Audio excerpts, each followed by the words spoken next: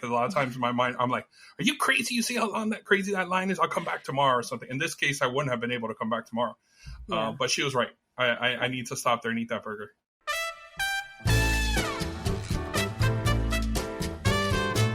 I'm Robin Sessingham, and this is The Zest. Citrus, seafood, Spanish flavor, and Southern charm. We're all about food in Florida.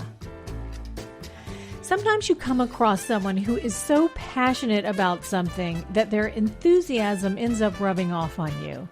That's how it is with Sef Gonzalez, also known as Burger Beast. If you don't love hamburgers now, just wait until you hear what Sef has to say. Support for the Zest podcast comes from Seitenbacher brand natural foods like muesli cereals, oils, oatmeal, energy bars, gluten-free fruit gummies for the kids, organic coffee, and more. Available in supermarkets, health food stores, or online at Seitenbacher.com.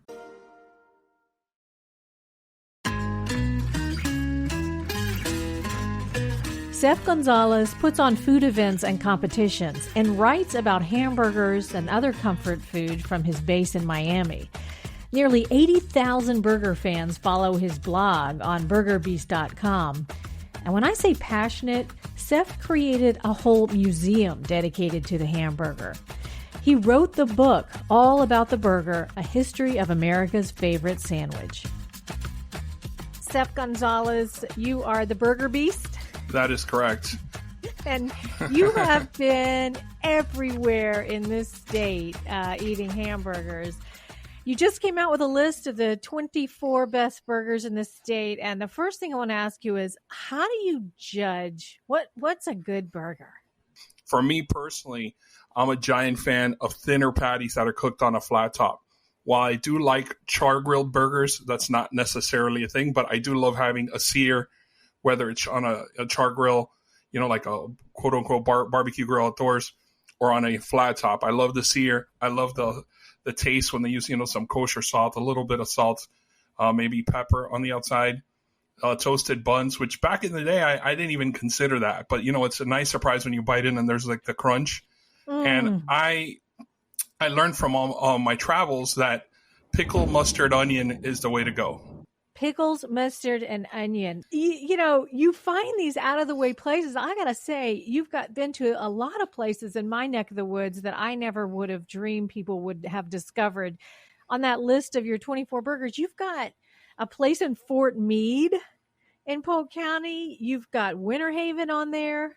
I'm in Lakeland, so okay. You can tell. I love Lakeland. I love Lakeland. The Reese Cliff. Oh my God, man! Don't even get me started on that place. I love it. Yeah, you have Reese Cliffs on there. I've done stories on their pies, and you had your burger on that list. You had Andy's Igloo in Winter Haven on there. So I was super impressed. Yeah, I mean, you really have. You've gotten around. So. You told us what makes a great burger for you.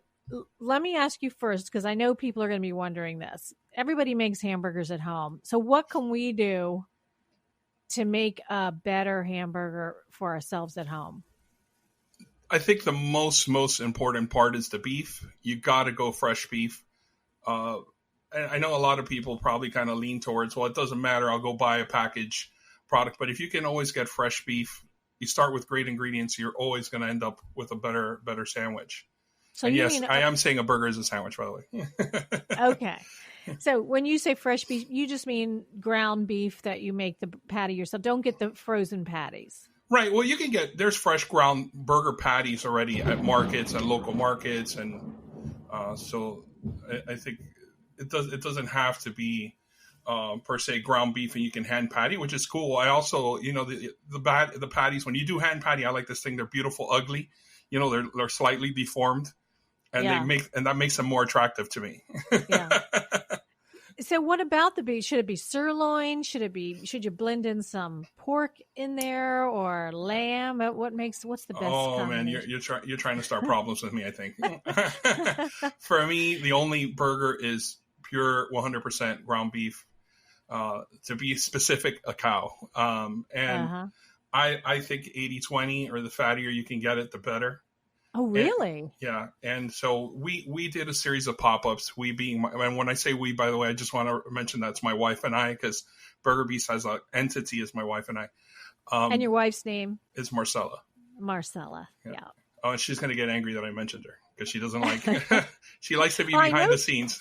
Yeah, but she's with you. I know she Yeah. goes to these tastings with you. So you like fattier meat? Not what about like ground sirloin? Because I guess that's pretty lean. I do like a sirloin burger too. I'm not that picky. You know, I like ground beef. One of my favorite burgers growing up was a place called Keg South. It opened here in the 60s here in Miami, and I've been going there since I was probably late teens. And I really dig that burger, and it is sirloin, just like Le Tub, which is a very well known burger in Hollywood, Florida, that was popularized by Oprah, and they have a sirloin burger. These sound so good, and when you go down this list, the pictures you take, you're a good photographer of hamburgers, which is not an easy thing to take a picture of. You look down these pictures, and if your mouth doesn't start watering looking at these pictures, I don't know. It makes you so hungry. I have to let people know, if you're hearing a lot of noise in the background, there is a big thunderstorm going on right now, and a lot of lightning and a lot of thunder and a lot of rain now blowing against my windows. So that makes sense. For a minute there, I thought I was heavy breathing into the mic. Oh no, could you hear?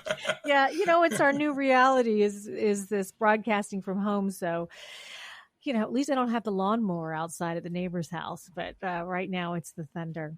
So it's we're authentic Florida weather here.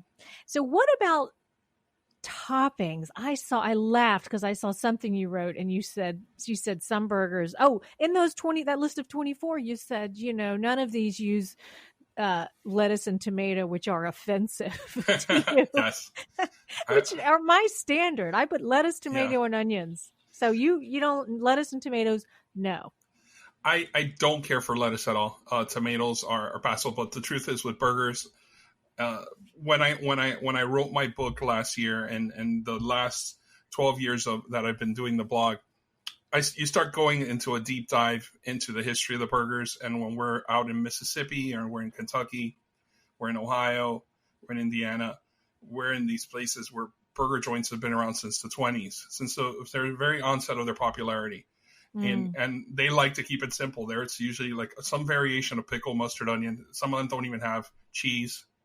I wouldn't even dare insult them by saying, "Hey, can I get mayo?" I wouldn't even dare. I'm like, however it comes, it comes. And generally, I like to get the burger, especially in an old school spot, the way it was originally served. I want to try it how it was originally envisioned to be served.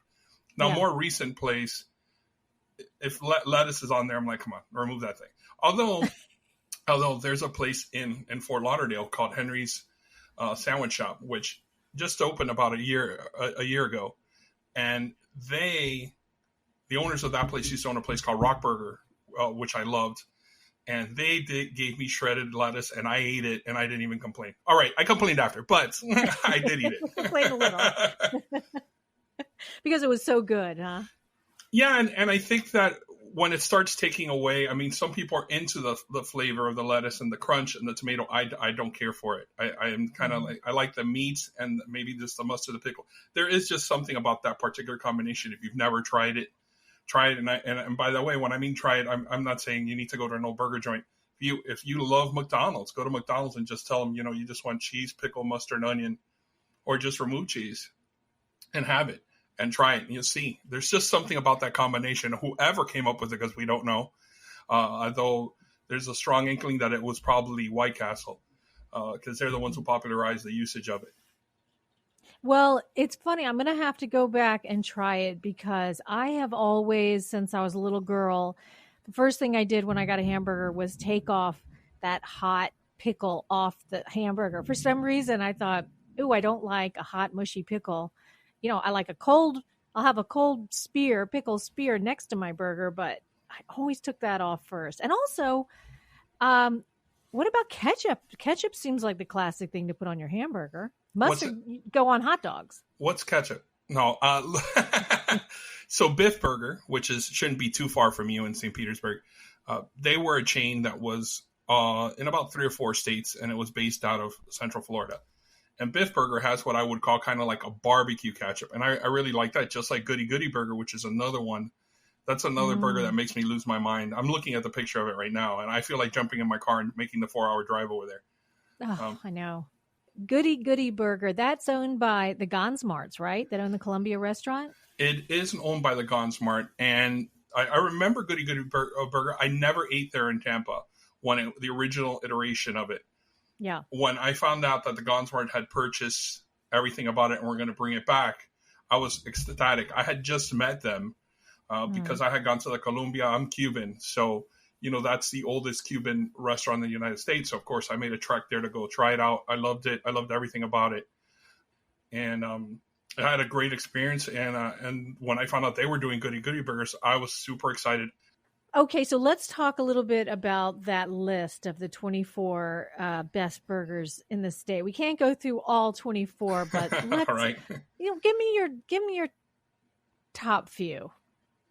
I will talk to you about one that's pretty funny, Max Drive-Thru-Ins in Gainesville. I have a giant list of not only burger restaurants that I would love to hit up, but comfort food, fried chicken, and has a great mac and cheese.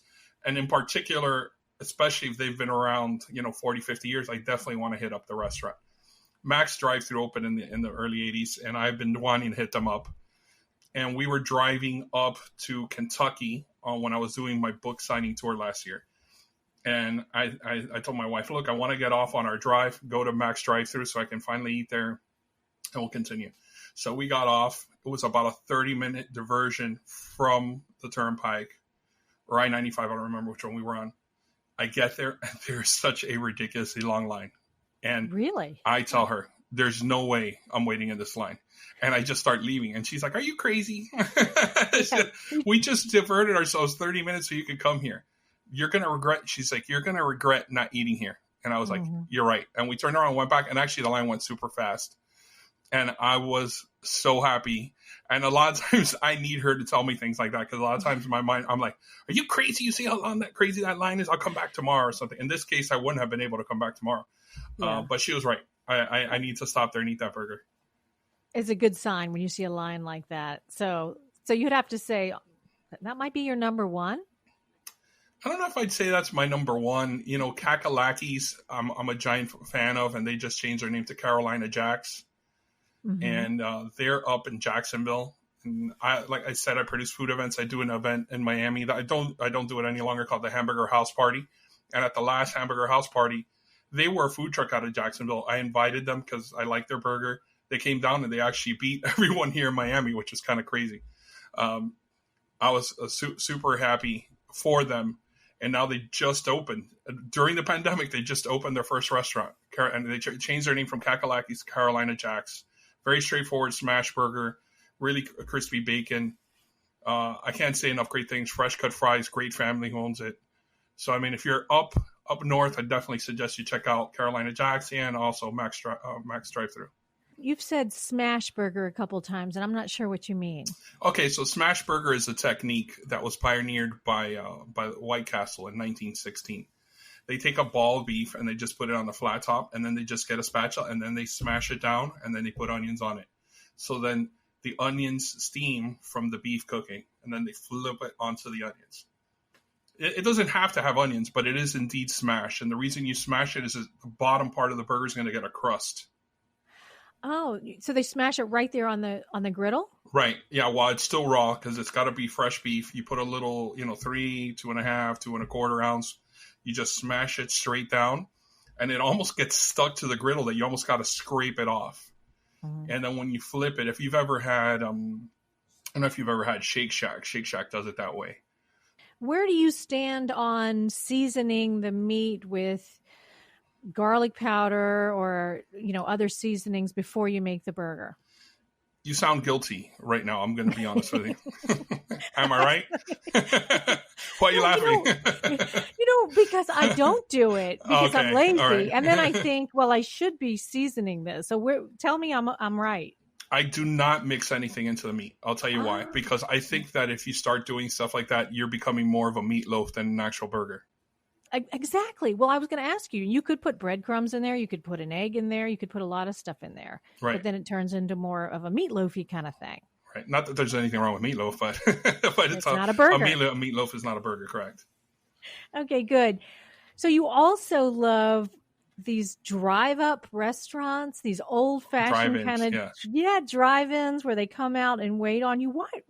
You found some of those, and I was reading through your list. John's Drive-In in Fort Meade. I couldn't get over it.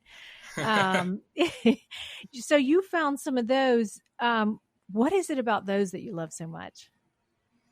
I think it's a throwback to simpler times. I never got to really experience it in its heyday, and it interests me a lot. It's a lot of the reason I'm into the history. My grandfather owned a printing shop, but he was really into food. He used to print business cards and invoices for all these restaurants in Miami. And so he always knew when there was a new restaurant, he always knew which restaurant to go to. He knew the owners, and I kind of watched it. And he was always very into history. And I think kind of all that passed on to me. My sister, nothing. Me, everything. So I'm kind of into the whole, food and the history and the ties to it. I also kind of feel the need to, I don't know. I feel the need to kind of, it's getting lost, and I kind of feel like almost I got to carry the flag for it. Mm-hmm. Document it before it's gone. And that's one of the most frightening things, because as people pass away and restaurants close, this information gets lost.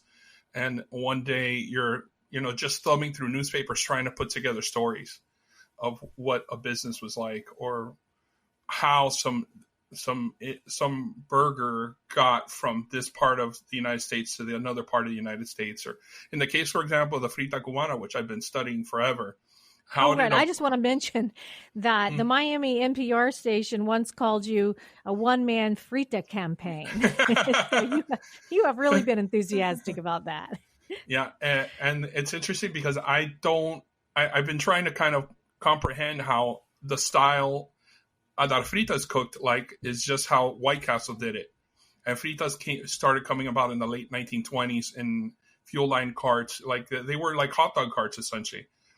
And it's the same cooking technique. So somehow this particular technique was created in Ohio and found its way to Cuba.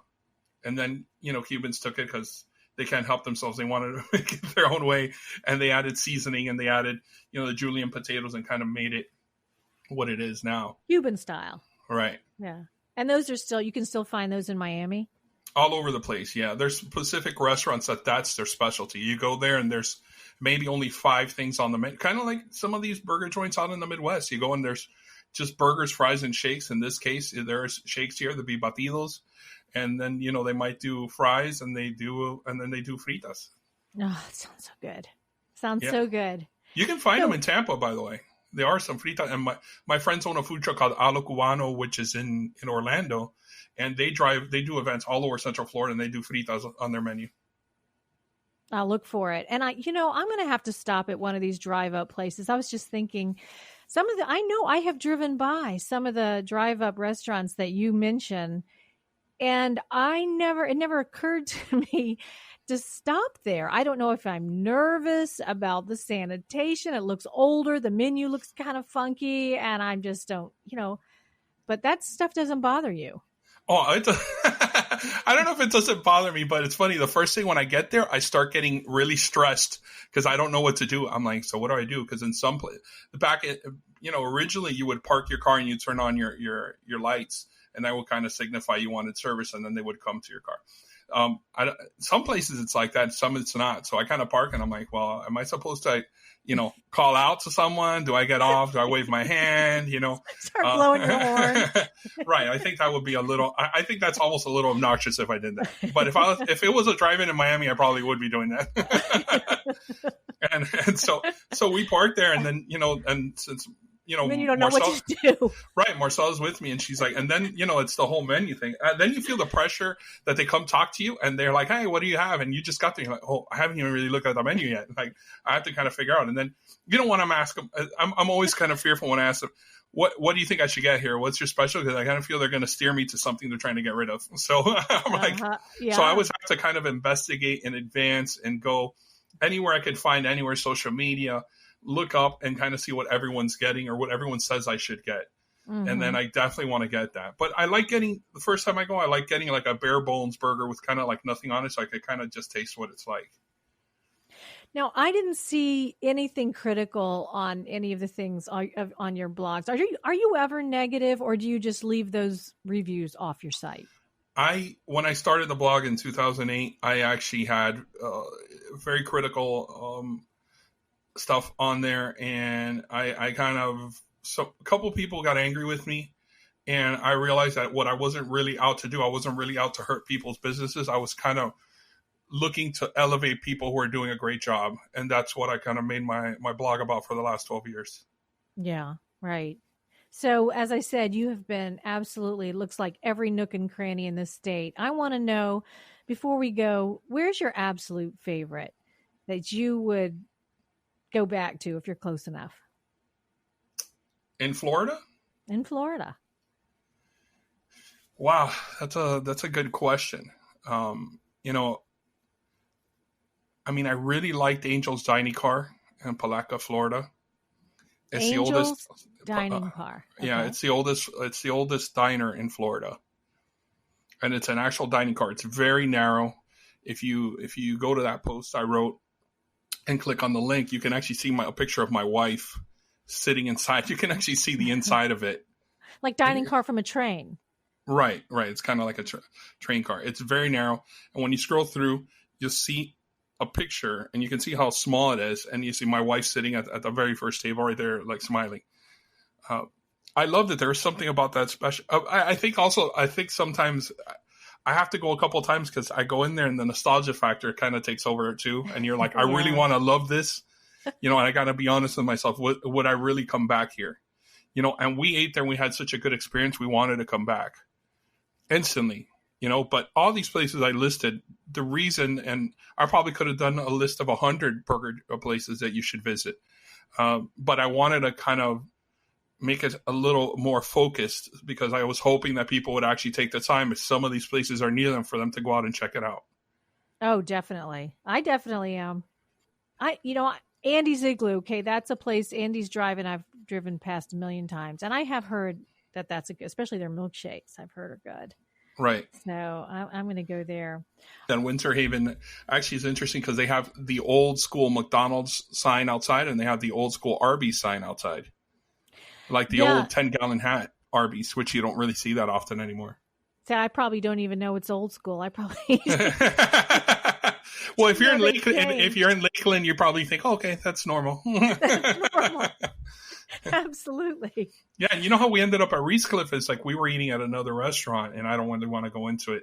And we were, Marcella really wanted a piece of pie, and then we asked, is there anywhere to get good pie? And they said, oh, you should go to Reescliffe. And we went there, and I was like, what? This burger's incredible.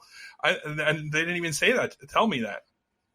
I've researched the whole state. I have a gigantic list of places I want to visit, and no one's ever told me, hey, you should go to the Reescliffe. And that's never even come up. What about that Red Top pit stop, which is so cool? Right. So I saw that on your list, and that is a place I've had friends tell me, like they bring their own cooler of beers or whatever, and they go up there.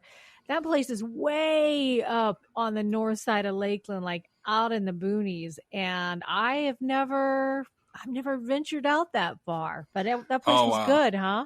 Yeah, I you know where else I went years ago? We stayed in Lakeland about 6 years ago, and we went to a place called Jimbo's Pit Barbecue. Oh yeah, Jimbo's.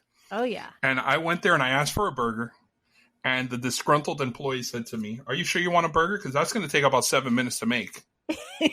That's what she actually told me, just like that. And I go, what should I get? The ribs are ready. And I said, what about a ham and cheese? Oh, yeah, I can get that for you right now. And that's what I ended up eating, a ham and cheese sandwich, of all things. Really? And I think I was so shocked that she told me that she pretty much was trying to talk me out of ordering what I wanted. Well, next time you come, you've got to look me up. So definitely. We would love to. Maybe something we didn't even discuss was that I used to own a museum. I know, the Burger Museum. What happened? It's closed now. Yeah, unfortunately, we gave it a go 3 times. We opened. The first variation didn't work. We closed it. We added an ice cream shop. We expanded it, or an old school ice cream shop at the beginning. That didn't work. So after a year, I revamped and made it into an old school candy shop. And again, that didn't work. So I was like, I give up. At this point, it was a lot of fun, and my heart was poured into it. It was very sad for me. To be 100% honest, financially it killed us. It brutalized me financially, me and my wife. I'm sorry to hear that. Yeah, it's a shame because, and I have a lot of the pieces. I sold a lot of the larger pieces, but the smaller collections, and I kind of don't want to sell to the wrong person. So I'm not really. I am interested to recoup my money on some of the stuff, but there's things like Dog and Suds where they donated a lot of stuff to me, and for example, and I sent them all their stuff back. So it was a burger museum in the fact that it was memorabilia from burger joints, old-fashioned burger joints. Burger joints and comfort food. So we had, the main room was all burger restaurants. And then we had a side area that had fried chicken stuff. And then we had, Arby's. So we had a bunch of roast beef restaurants. We had stuff. It's interesting how you come across all the stuff that you've never heard of, like Kentucky roast beef. I didn't know that Kentucky Fried Chicken tried opening a series of roast beef restaurants. No, I didn't either. And it was only around for about a year in the late 60s. I think it was 69 to 70. And they had 100 of them, and they ended up just converting them to KFCs, or they were part of a KFC. So they had both menus. The one here in Miami, the building is still there, but now it's a Kentucky Fried Chicken. But I actually have a tray, and I have like an employee name tag and a button, and I even have the blueprints for the building that I bought from someone. And the thing, I even though I don't have a museum, I still buy things, little things here and there that kind of remind me. If you go to the page, if you're on the desktop and you go to my website and you go on the drop-down menu and said food history, there's a burger museum. Scroll down, and there's actually a video that a friend of mine shot on the last day we were open, and he actually did an entire walkthrough of the whole museum so you could see it. Oh, and that's great. When you see it, you're going to be like, I cannot believe you had that much stuff. The coolest thing I ever did was and there's pictures on that same page. I did a thing called a night at the museum, and we did a dinner where I had a couple chefs, friends of mine, who re-envisioned different fast food dishes and did their own versions of them. We had a welcome cocktail, and it was a blast. And we set up tables in the museum, and you see a picture of people seated in tables inside of the museum. We had waiter service and everything. Yeah, it was a blast. It's a good memory to have. Yeah. You've got to do this again. I want to go this time. I kind of briefly was talking to someone about bringing the museum to Tampa and permanently finding a home there, but that kind of fell through. I hope maybe one day, there's the right place. Right now I have the good majority of the stuff. The stuff I really sold off were larger pieces, which are replaceable. I haven't really gotten rid of anything that I can't get again. Oh. It's very hard. It's kind of hard for me if someone wants something that I can't find again. I'm like, I don't know if I want to sell that to you. Yeah. And it sounds like I'm playing hard to get. I'm really not. It's my preoccupation is what's going to happen to it after it leaves my hands. Yeah. This has been a great conversation. Sef, thank you so much. No, thank you so much for thinking of me and having me on. I had a blast. That was Sef Gonzalez, also known as Burger Beast. We have Sef's recipe for frita on our website, thezestpodcast.com. Don't miss next week's episode of The Zest. We hear from another Miami Cuban-American, but with a kosher twist. Our guest, Jeannie Milgram, traced her roots back over hundreds of years to search out a story about her Jewish ancestors, the Spanish Inquisition, and old family recipes. You have to hear this. And be sure to subscribe wherever you get your podcasts. I'm Robin Sussingham. Dalia Colon and I produce The Zest with help from Cheyenne Jaglal and Mark Hayes. Copyright 2020, WUSF Public Media, University of South Florida.